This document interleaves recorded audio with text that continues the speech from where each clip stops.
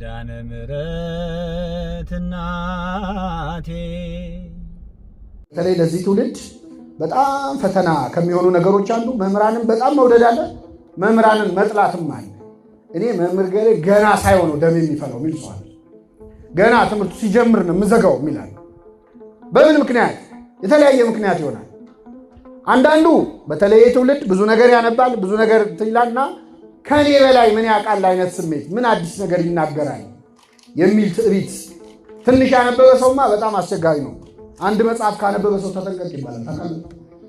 አይችልማ፣ በጣም አስቸጋሪ እና ትንሽ እውቀት ያለው ሰው በተለይ ይታበያል። ሲማር ራሱ ለማወቅ አይደለም የሚማረው፣ ለግምገማ ነው። የንግግር ጥበብ ግምገማ ነው። ቁጭ ብሎ ዳኛ ነው። ፂሙን እያበጠረ የሚማር ሰው አለ። በቃ ጥሩ ነው የዛሬው ይላል። እንደዚህ አይነት ፈተና ውስጥ ከመግባት እግዚአብሔር ይሰውራል። እና መምህራንም አቃለ ምን አውቃለሁ። እግዚአብሔርም እንዲህ አይነቱን ትዕቢተኛ ሰው ደግሞ የሚፈልገውን ነገር አይሰጠውም።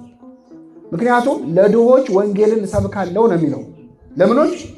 ለድሆች ማለት ነዳያነ ነፍስ ስለሆኑ መንፈስ ስለሆኑ አላውቅም ለሚሉ ሰዎች ወንጌልን እሰብካለሁ። ይሄ በስጋ በገንዘብ አይደለም፣ ድህነት ነፍሳቸውን ድሃ ያደረጉ ትሑታን እግዚአብሔር ምን ይናገረኝ ይሆን ብለው ልባቸውን ለከፈቱ ወንጌልን እሰብካለሁ ይላል ክርስቶስ። ለትዕቢተኞች ግን አይሰብክላቸው። ስለዚህ የምትማረው ትምህርትን በትህትና ካልተማርከው ከትምህርቱ ላይ 100 ችግር ሰምተህ ትሄዳለህ። ትዕቢተኛ ከሆንክ፣ ትሑት ከሆንክ ግን ልብ ተነክቶ ተሰብሮበት ትሄዳለህ። እግዚአብሔር በፈለገው መስራት ይችላል አይችልም?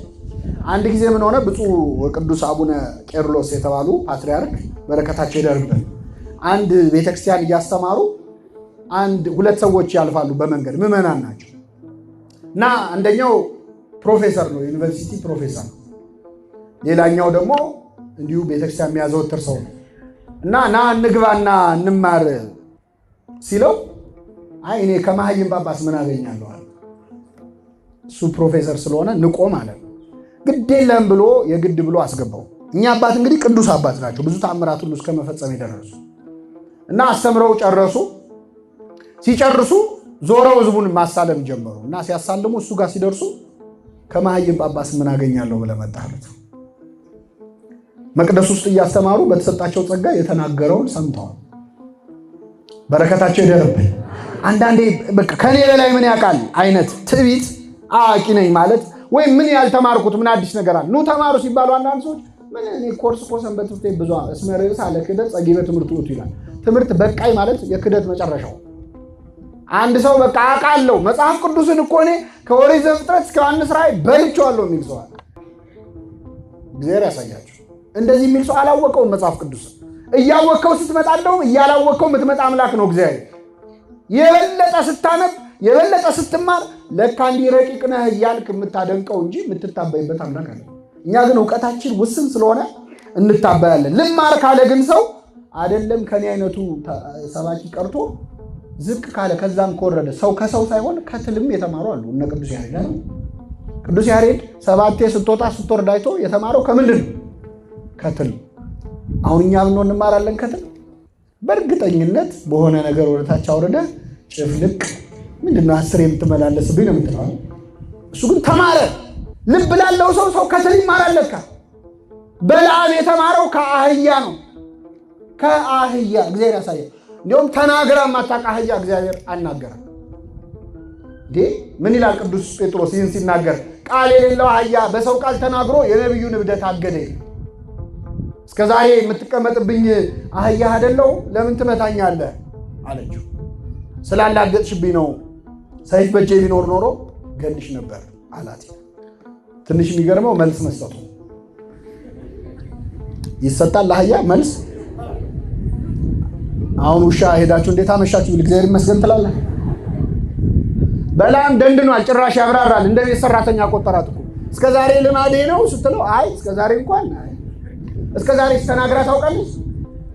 አታውቅም። እንዲህ ልብ ሲደፈን እንደዚህ ነው። ግን እግዚአብሔር ልናገርህ ካለ አህያንም ይጠቀማል፣ ትልንም ይጠቀማል። አይደለም ያንተ አይነቱን ሰው በአርአያ ሥላሴ የተፈጠረው ሰው። ስለዚህ ማንም ቢያስተምር ያስተምረኛል የምንልበት ስና እግዚአብሔር ያድነን። በእውቀት በእድሜ ከኛ ያነሰን ሰው መምህር ሊያደርግ ይችላል። ኢየሉጣን ለሰማዕትነት ያበቃት የ3 ዓመቱ ሕፃን ማን ነው? ቂርቆስ ነው። ሕፃን ነው። ሕፃኑን ያናግራል።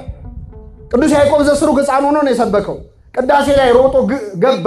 ቁርባን ላይ ሮጦ ሲገባ ጳጳሱ እየቀደሰ ነበረ። ሲያየው ሕፃኑን ተዉት መንፈስ ቅዱስ ጠርቶት ነው ብሎ በጽዋው ደሙን አቀበለው።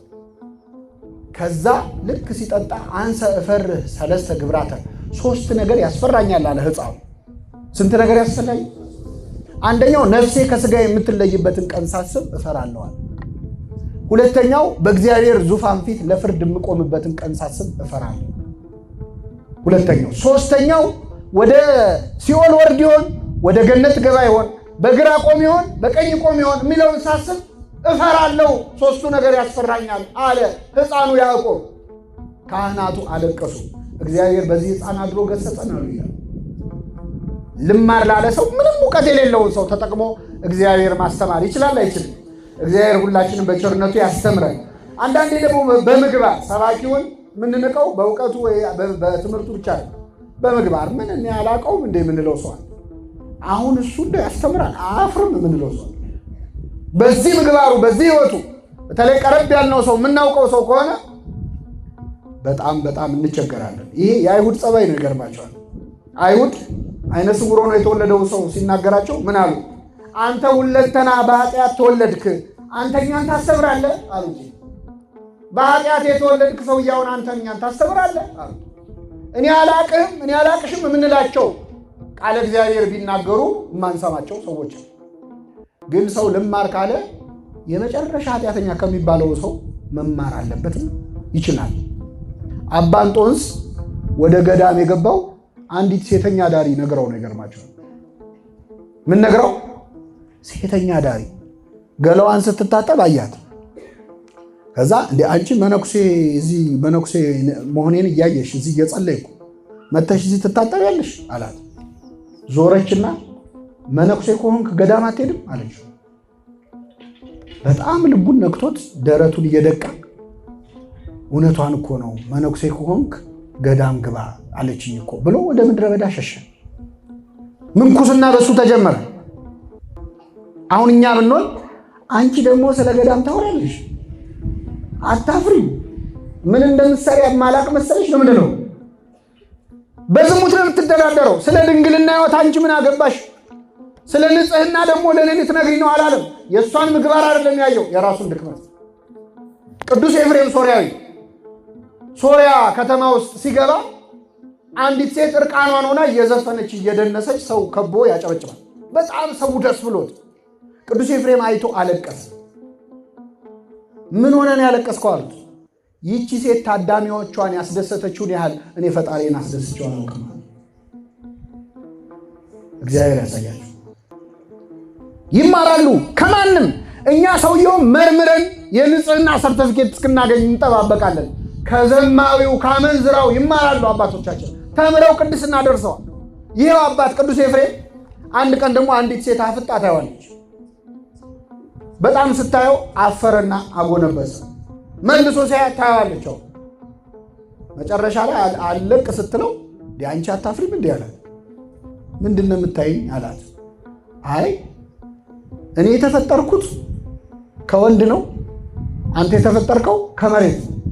ወንድ የተፈጠረው ከምንድን ነው? ከመሬት ነው። ስለዚህ አንተ ከመሬት ነው የተፈጠርከው፣ መሬቱ ነኝ፣ እኔ ከአንተ ነው የተፈጠርኩት። ማንን ያለ ሴቶች ማስታወሻ ያዛችሁ። ቅዱስ ኤፍሬም ይገርማቸዋል። ይችን ቃል ሰምቶ በጣም ደንቆት አዲስ መጽሐፍ ጻፈ በዚህ ጉዳይ። ስለዚህ ሴት ነው ፍራግመንቱን የተገኘው ጠፍቷል። የጻፈው ድርሰት ማለት ለምን ታይኛለሽ ስላላት ሴት አዲስ መጽሐፍ ጻፈ። አባቶቻችን እንደዚህ ናቸው በእውነት። እነሱን የተማሪነት መንፈስ በልቡናችን ያሳድርብን። ሁልጊዜም መማርን፣ ሁልጊዜም ራስን በትህትና አንዳንዴ መምህር ገሌ ያስተምራል ብለን ወይ ጥሩ ትምህርት አለ ብለን ሰው ጋብዘን አንዳንዴ ትምህርቱ እንደማይሆን ይሆናል እና ሲሆን እናፍራለን። እግዚአብሔር ግን መናገር ይችላል አይችልም? ይችላል። አንዱ ልጅ በጣም ጥሩ ጉባኤ አለ ና ልውሰድ ጥሩ ትምህርት አለ ብሎ ጓደኛውን ይጠራዋል። እሺ ብሎ ጠራው። መጣ። ትምህርቱ ሲጀመር መምህሩ ቀረና መርሃ ግብር መሪው ቀረ፣ ቆሟል፣ ተጨንቋል። በጣም ይጨነቃሉ መርሃ ግብር የሚመርሱ እና ምዕመናን በቃ መምህሩ ስላልመጣ አንድ የምወደውን ጥቅስ ላንብብላችሁና የዛሬው ጉባኤ ይጠናቀቃል። ገለጠና ጥቅስ አነበበላቸው። ጥቅሱ ምንድነው የሚለው? አብርሃም ይስሐቅን ወለደ፣ ይስሐቅም ያዕቆብን ወለደ፣ ያዕቆብም እገሌን ወለደ። ይሄ የሚላል አይደል? ማቴዎስ ወንጌል ምዕራፍ የዘር ሐረጉን እገሌም እገሌን ወለደ፣ እገሌም እገሌን ወለደ ብሎ የሰማነውን በልቡናችን ያሳድርብን። አፈረ። አሁን እንደው ጥቅስ ቢጠፋ እንደው ሌላ ነገር አያነብም፣ እገሌ እገሌን ወለደ ይላል ብሎ በኋላ የተጋበዘውን ሰውዬ ሲያናግረው በጣም ልቡ ተነክቷል። ምኑን የነካ አለው? የእነዚህ ሁሉ ሰዎች ስም በመጽሐፍ ቅዱስ ከተጻፈ እግዚአብሔር እኔንም ያውቀኛል ማለት ነው። እኔንም ለካ ያውቀኛል፣ አስቦ እንዲህ ከቆጠራቸው እኔንም ቆጥሮኛል ይላል። እግዚአብሔር ከመንግስቱ ሁላችንን ይቁጠራል።